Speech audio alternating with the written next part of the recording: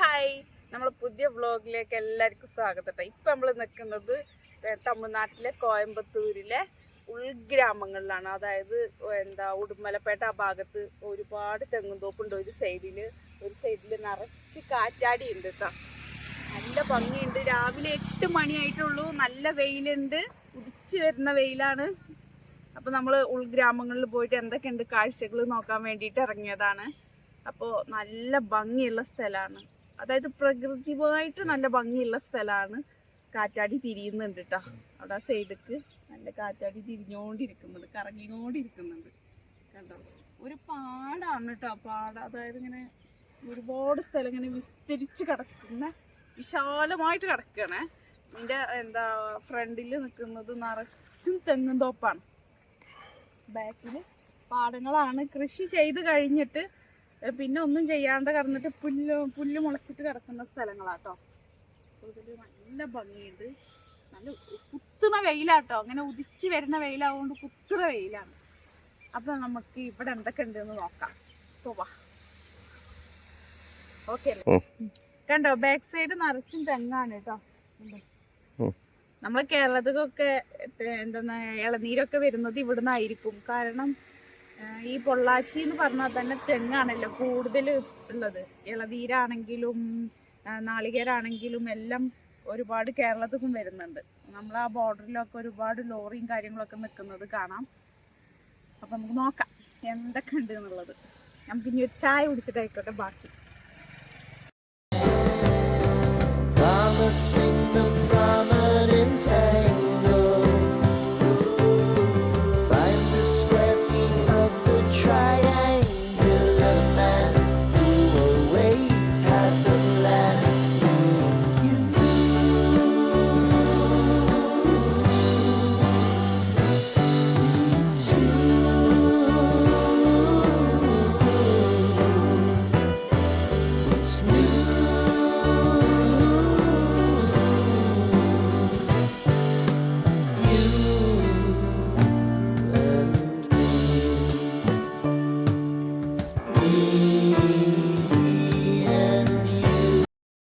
അങ്ങനെ നമ്മൾ നല്ല ചൂട് ചായയും പരിപ്പുവടയും കഴിച്ചുകൊണ്ടിരിക്കുക കേട്ടോ.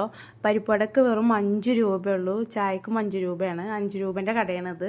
ഇപ്പോൾ ഒരു പരിപ്പുവടക്ക് 5 രൂപയുള്ളൂ. ഇവിടെ എല്ലാ കടിക്കും 5 രൂപയാണ് കേട്ടോ. 5 രൂപ കടികളും ചായയാണുള്ളത്. അപ്പോൾ അത് കഴിച്ചിട്ട് നമ്മളിങ്ങനെ പോയിക്കൊണ്ടിരിക്കുകയാണ്. അപ്പോഴാണ് നല്ലൊരു പാടം കണ്ടത്. അപ്പോൾ പാടത്ത് മല്ലിയാണ് കൃഷി ചെയ്യുന്നത് കേട്ടോ. മല്ലിയില നമ്മുടെ കേരളത്തിലൊക്കെ വരുന്ന മല്ലിയില ഉണ്ടല്ലോ, അതാണ് കൃഷി ചെയ്യുന്നത്. അപ്പോൾ കണ്ടപ്പോൾ നല്ല ഭംഗി തോന്നി. അപ്പോൾ ഞാൻ വീഡിയോ എടുക്കാൻ വിചാരിച്ചിട്ടൊന്ന് ഇറങ്ങി. അങ്ങനെ നമ്മൾ ഒരു ഇടവഴി കൂടി അത് കഴിഞ്ഞിട്ട് പോയിക്കൊണ്ടിരിക്കുകയാണ് കേട്ടോ. അപ്പോൾ ചെറിയ വീടുകളാണ്, ചെറിയ റോഡ്, ചെറിയ വീടുകൾ. ഇവരൊന്നും വീടിന് അത്രയും ക്യാഷ് ചിലവാക്കുന്ന ആൾക്കാരെല്ലാം തോന്നുന്നുണ്ട് കേട്ടോ. കാരണം കുഞ്ഞു വീടുകളാണ്. കൃഷിയാണ് മെയിൻ. ഇവരെ ഉപജീവനമാർഗം കൃഷിയാണ്. ഇനിയിപ്പോൾ അങ്ങനെ അല്ലെങ്കിലും വലിയ ക്യാഷുള്ള ആൾക്കാരാണെങ്കിലും വീട് അത്രയും വലുതാവില്ല. നമ്മുടെ കേരളത്തിലത്തെ അത്രയും വലിയ വീടുകൾ ഇവർ കിട്ടുന്നില്ല കേട്ടോ. ചെറിയ വീടുകളാണ്. അതിൻ്റെ അടിയിൽ കൂടി കൃഷി സ്ഥലങ്ങളുണ്ട്. കാണാൻ നല്ല ഭംഗിയുള്ള സ്ഥലമാണ് കേട്ടോ.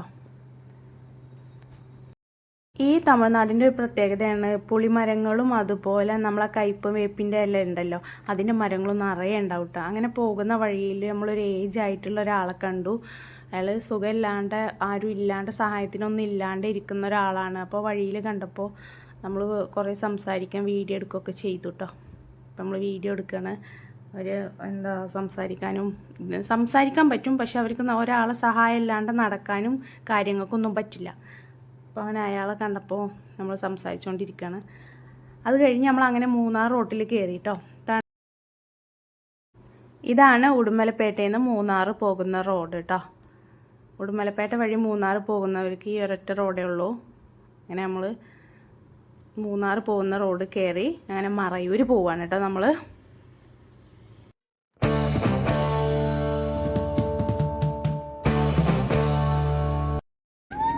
പിന്നെ ഒരു മാന്, ഒരാട്, പിന്നെന്താണ്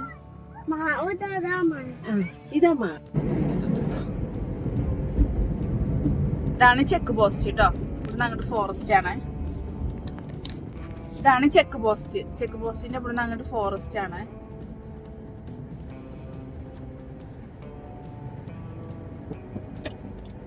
ചെക്ക് പോസ്റ്റ്. ഉടുമലപ്പേട്ടയിൽ നിന്ന് മൂന്നാർ പോകുന്ന റോഡ്, അതില് ചെക്ക് പോസ്റ്റ് ആണ് കേട്ടോ ഇത്.